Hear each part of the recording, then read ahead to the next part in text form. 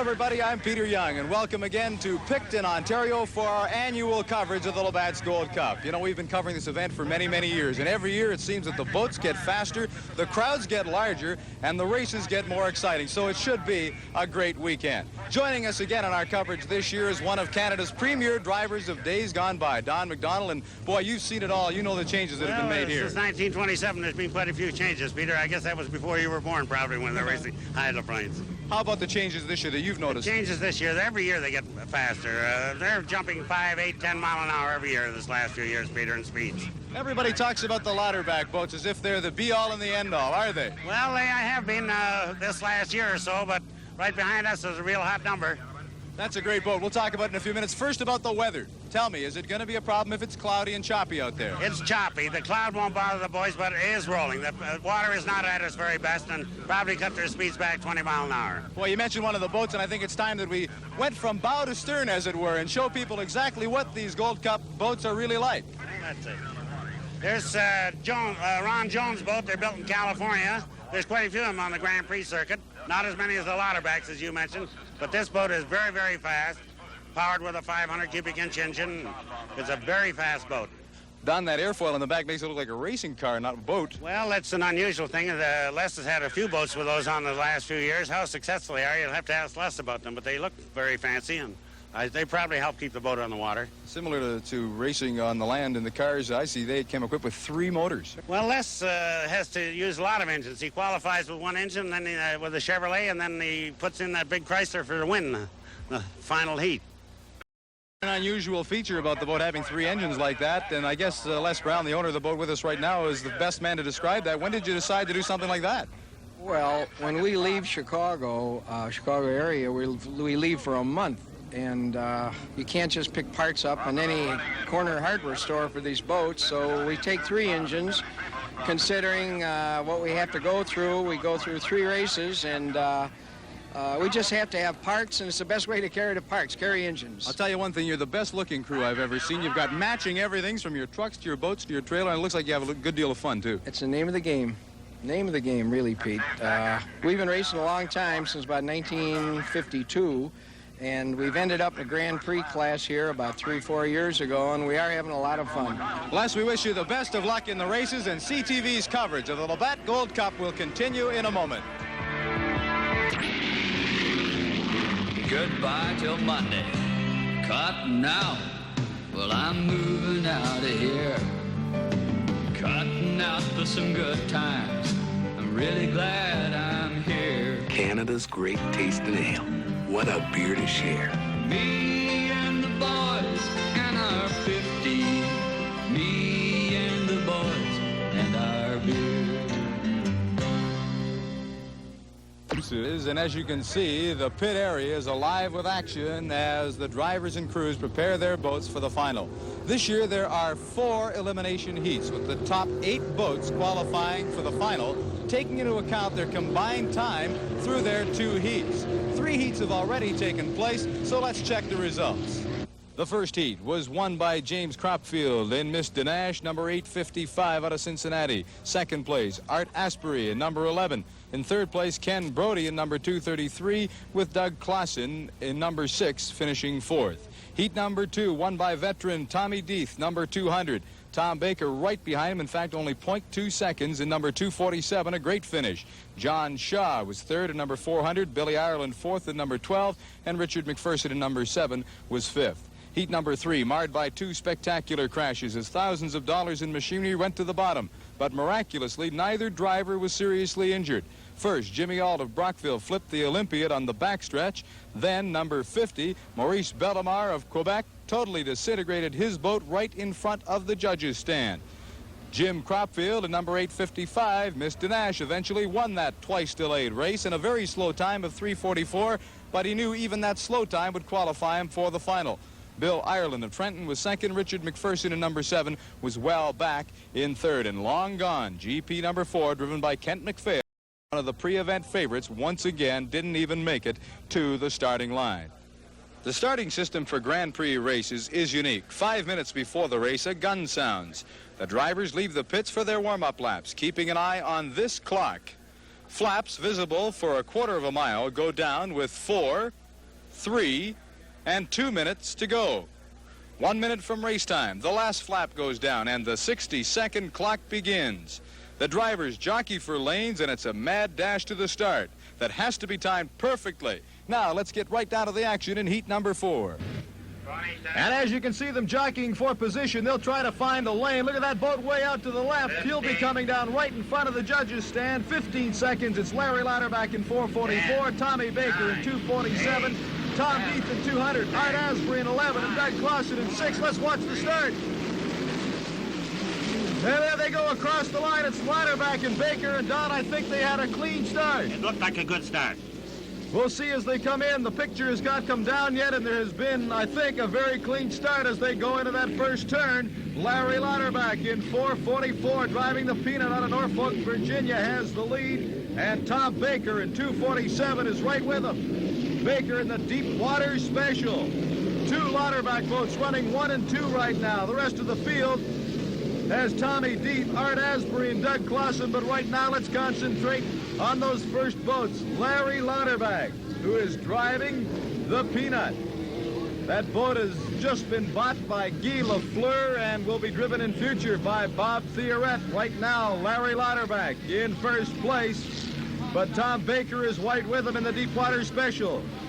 And they're really bouncing out there, Don. It looks like Tom's trying to take them on the corners, but Larry's still got a little better speed on the straightaway.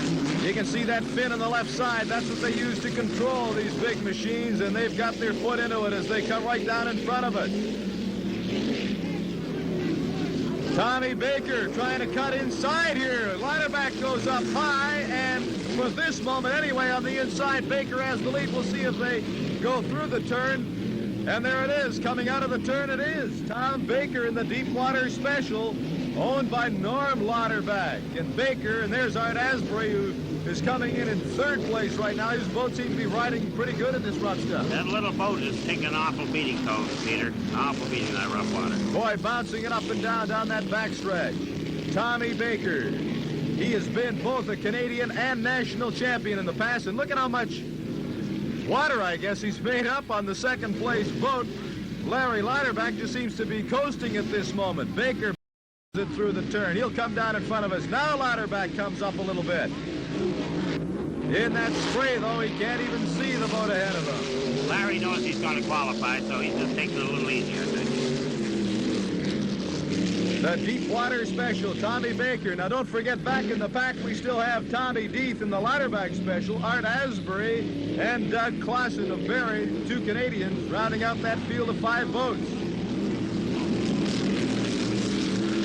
Lauterbach now making a little bit of a move, but I think, as you mentioned, he'd like to just qualify. He'd just like to qualify, I think, Peter. That's the name of the game at this rough water. Tom Baker out of Fort Lauderdale, Florida. They're all trying to do the same thing, just qualify. They don't want to hurt themselves or break. Look out, he almost got it up on the side, but he brought it back down, and I think that it is getting extremely rough out there as Baker came very close to perhaps losing that boat. Watch him bounce it through the turn, though. Gets it outside as he laps one of the slower boats. That's Doug Clausen at number 6, and it's an easy victory for Tom Baker in the Deepwater Special. Larry Lauterbach driving the Peanut out of Norfolk, Virginia, the world record holder. At 106 miles an hour average will come second. Here comes third and fourth. Asbury inside, Tommy Deeth on the outside, and he will go ahead to take third position. So the final standing will be Baker in first place, followed by Larry Lauterbach, Tommy Deeth, Art Asbury, and Doug Clausen. They will all qualify. In the final qualification for the Labatt Gold Cup, we'll have Tommy Baker, Tom Deeth, Jimmy Kropfeld, Art Asbury, then Billy Ireland, Doug Clausen, Richard Macpherson. Larry Lauterbach qualifies through only one race, and the backup will be Kent Macphail. He will be the alternate if one of the boats can't make it. We're a little bit surprised that Larry Lauterbach is in this race because rumor had it they've sold that boat and he wasn't going to drive today. I heard a nasty rumor around here today that you sold this boat or are going to sell it. That's no rumor, that's facts. Yeah, we sold it to Bob Theoret and Guy Lafleur from Valleyfield. I want to point out that that's not Guy Lafleur, the hockey player, but it is Quebec Lafleur, and the Canadians, we hope, are going to do well with that boat. I hope so, yeah. They're a couple good boys, and Bob's been around a long time, and I'm sure he's going to do a good job with it. All right, that means that Larry Lauterbach won't be the regular driver of this in years to come, but Larry, you might have one final ride, and you hope it's a ride of glory. I do that, Pete. You know, we're defending champions here in the race, and we sold the boat to Bob Theoret and Guy Lafleur, and I'm going to take a ride in the final heat tomorrow and defend my title in the Gold Cup race here, and also in the Grand Prix Nationals at Littleton, New Hampshire next weekend. But they bought the fastest boat in the country. You know, we just set a world record last weekend with that boat at 106.9 mile an hour, which is faster than any boat that's ever been on a mile and 2/3 course. And I hate to see the boat go. It's been a good boat to me and John, and we've been together for 7 years. But maybe in a year or two we'll come back strong with something else. We hope you go out with the real flair tomorrow. And here's who he'll face. Tommy Baker, the fast qualifier. Tom Deeth in GP 200. Jim Kropfeld. Then Art Asbury, the 4 fastest timers. Rounding out the field, Bill Ireland, Doug Clausen, Richard Macpherson, Lauterbach with only 1 race, and Kent Macphail, the alternate. A close-up look at all these drivers when we return with more from the Labatt Gold Cup in just a minute. Cup near Picton, and Tom Baker is with us right now. He was the fast qualifier so far in the heats, and I guess the man to beat, Tom, because of that fast time, and yet the conditions might not let you run as fast as you'd like to run. No way. The water's just too rough. It's, I'd say 2-foot swells, maybe more, 2.5, 3 foot, and you just can't get all you can out of the boat because it gets out of shape. How about the 2 crashes? That make you think a little bit when you're out there you want to slow down? Well, it gives you a tendency to watch yourself a little bit more, be careful, but sometimes you just know what you can do. You really do that. Unfortunately, they just hit a bad hole at the wrong time and stuffed the right pickle fork and just flipped over. One of them broke completely in half. The water's so rough that you better use your head today if you want to get through and finish. The water is probably the worst water I've been on. It's really rough, so you have to use a little common sense, and it might not be the boat that finishes first, but it might be the boat that holds up the best and doesn't break down. In this race, I think probably I'll try, but I'm going to set my own pace on the water, and that's the way I'm going to run. Whatever feels good for the boat and myself, and that's the speed I'll go. If anybody wants to pass me, they're welcome to it. Well, the one that's going to last the longest is going to win it, I think. It's just survival. It's pretty rough water. When you look at what's happened so far in the day and a couple of fellas hitting the drink the way they did, does that play in your mind a little bit when you're out there? You try to forget it. You put it out of your mind so you don't think about it. But it is there. You can't help but think about it. Tom, you knew right from the start that it'd be some of your bigger names fighting it out in the final. You look back at the conditions now, though, and the 2 accidents. Does it change your approach to this one? Yeah, it certainly does. In fact, we had conditions similar to this when I ran in the Gold Cup in Detroit in 1976, the American Gold Cup, where we lost a couple of boats before the final heat. And what it boils down to, you're really racing against Mother Nature right now in the water conditions, and not against the other 7 competitors. Well, Peter, what's happening today is that the water is so rough and so treacherous, and every time we're on the course, the water changes. Sometimes there may be a 20-foot roll, you know, from roll to roll, or there may be a 10-foot roll, so it's hard to get your boat lined up to go over them. So this is the whole trick today, is to be very careful when we're running. And we're running about half the horsepower most of the other guys are, so we're just going to go out and go around the course. You've probably seen some of the races today. It's got a little rough. As we said the other day, we are a little less than horsepower on the other boats, but when the water's rough, it's kind of to our advantage. So if we can get a decent start, you may be able to hold on to it, and if the water stays in that aspect, right now anyways. We've got, you know, several good boats here, a lot of good boats here. Tommy Deeth, Tommy Baker, and all the other good Canadian boats here and all.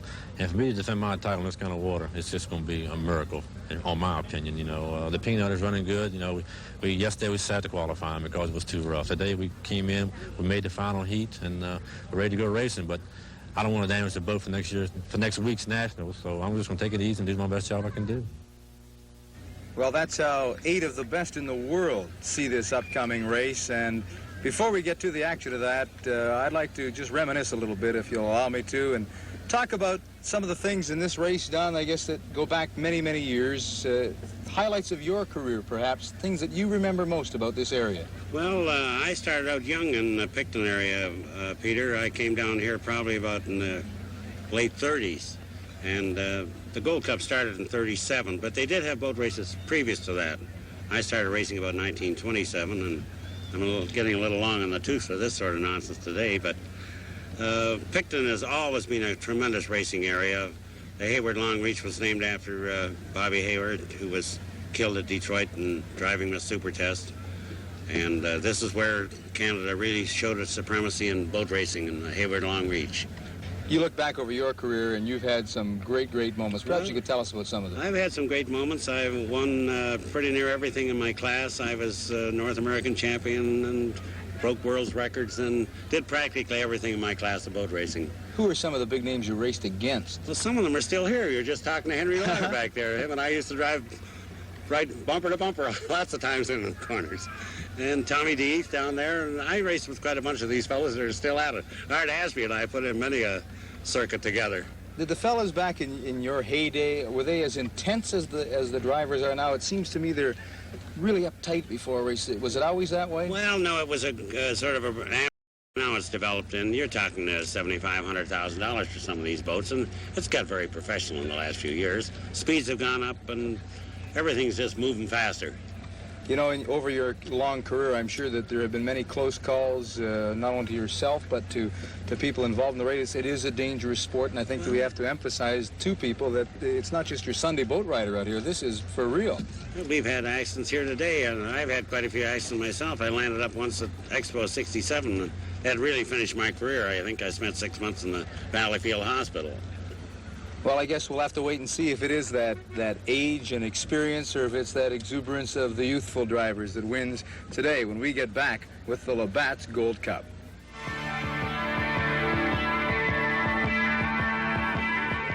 What excitement we have it right here. The boats are in the water, the 8 finalists, and they're all set to go in the championship race of this 1980 Labatt Gold Cup. Let's run down that field once again. The favorites, they are Tom Deeth in the LAUTERBACH Special number 200. Larry Lauterbach in the Peanut, the defending champion, could be his swan song in number 444. Tommy Baker in the Deepwater Special, the fastest boat, number 247. Jimmy Kropfeld and Miss DANASH, number 855, has won 2 races. The others, Billy Ireland, number 12. Art Asbury, Miss Canadiana, number 11. Doug Clausen in Gunsky, number 6, and Richard Macpherson in number 7. They're all set to go. But we have a change right off the bat, and Long Gone will get a chance to run. Kent Macphail will get that boat into the water only because Art Asbury can't get his boat going. What a disappointment for Art. But for Kent Macphail, a new lease on life as he gets his boat into the water. Here they come down the chute. 8 boats. They have to hit that starting line right on time, and you can bet that they'll be trying to psych each other as they come down the chute. 10. This is it. This is the moment of truth, Peter. Right here. Everybody's excited. Right in front of us they come, and there we have the start of the race. Boy, it looks like some of them might have been a little early, but we can't tell yet. They're all going full bore, and Larry Lauterbach in 444. The Peanut will lead them into that turn. Look at the spray. The spray. 3 or 4 of them jumped the gun for sure, Peter. There won't be a restart, though, unless over half the field jumps the gun. It looked to me like maybe 3, perhaps 4, but right now Larry Lauterbach doesn't care. He is leading this race in number 444 out of Norfolk, Virginia. We're so close together there, they wouldn't know that they jumped the gun, I don't think, Peter. They may know in their heart, but they'll keep racing hard at it. They certainly aren't going to slow down now. Look at Miss DANASH come up. That's Jim Kropfeld on the outside at 855 on him. He's going to overtake the Peanut there, I think. He's really moving up on the outside. That's Jimmy Kropfeld. Look out, almost Larry Lauterbach really fishtail, and now Miss DANASH 855 is coming right in front of us. And let's see. There it is. DANASH takes over first place, but because of the angle of the turn, Lauterbach might catch him back. Running good in that rough water with that start of the boat. Really fast on that. Look out there. Lauterbach almost piled right into Kropfeld. That's a major accident. They were really touching each other. Larry Lauterbach bouncing. Oh, there, he slowed right down. Lauterbach, I think, maybe just conceding for some reason. This Snyder boat is handling the rough water better. It certainly looks a lot better than the Lauterbachs, which is unusual. The Lauterbachs are notable for a rough water boat. And don't forget, Kropfeld told us earlier he was going to take it easy in this race. He certainly isn't doing that right now. Not very easy. Boy, look at that fin just dig in on the left side as he cuts it around that corner, trying to stay tight to the boys. It's terrific the way he's handling that rough water. Kropfeld in first place, Lauterbach in second, Tom Baker in third, Kent Macphail in fourth, but really charging. Kent Macphail's moving right up in there, trying to get close to Lauterbach.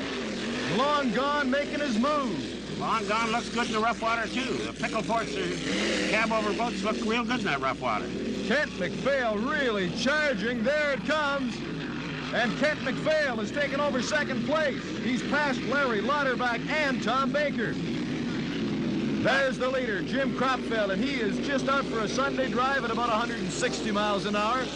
Larry's just pedaling it, I imagine. He's hoping for the best, that someone will blow up or blow over. And back in the back of their minds, as Don pointed out earlier, these boats don't know how many of them may have jumped the gun. From our vantage point, it looked like there were a couple. They'll run an extra lap just to make sure. They could put them back in contention if they can lap some of the slower boats. And now they've made it official. 4 boats have jumped the gun. They must go 1 extra lap. Jim Kropfeld, who we thought was the leader right here, Kent Macphail, Larry Lauterbach, and Tom Baker all have to go 1 more lap. And that makes it interesting for the guys behind them, the slower boats. That man there, I think, is the winner, Tommy Dietz, driving 200. And there he is, Tom Dietz. He thought he was going to finish 5th, but I think he's won it. Now, can Billy Ireland make it before the faster boats catch him? Billy Ireland, who was content to slip by in 6th place, now has a very good shot at 2nd place money. The faster boats are trying to catch up on him, but nobody's going to catch this man. Billy Ireland, the local favorite. The local favorite, the boy from Trenton, and finally in the... Billy Ireland is going to take 2nd place money. What a great finish for him, only because 4 boats were penalized 1 lap. 4 of them jumped the gun. So Jimmy Kropfeld, who we thought was the winner, in no way won this event. The winners were in 1st place, surprisingly, even himself, Tommy Dietz, Billy Ireland, then Doug Clausen and Richard Macpherson. All 4 didn't think they were in the running. Let's go down to the pit area and have a chat with the winner.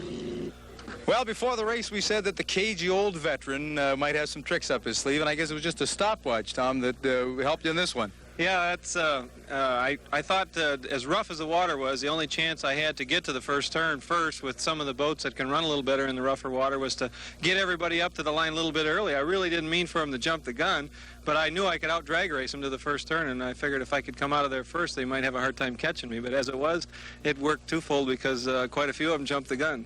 When you went by that first time, did it click through your mind, hey, I think some of these guys are illegal right now?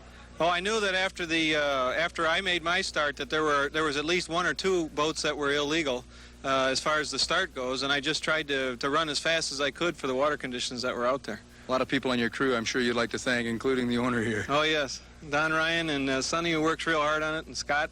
He's my best supporter. Real our grandmother, Bev. Big victory for the entire crew. I was just going to say, congratulations on a very smart race. Thank you. So let's run down those finals once again. The Lauterbach Special, Tom Dietz is the overall winner of the Labatt Gold Cup. Bill Ireland in 2nd place.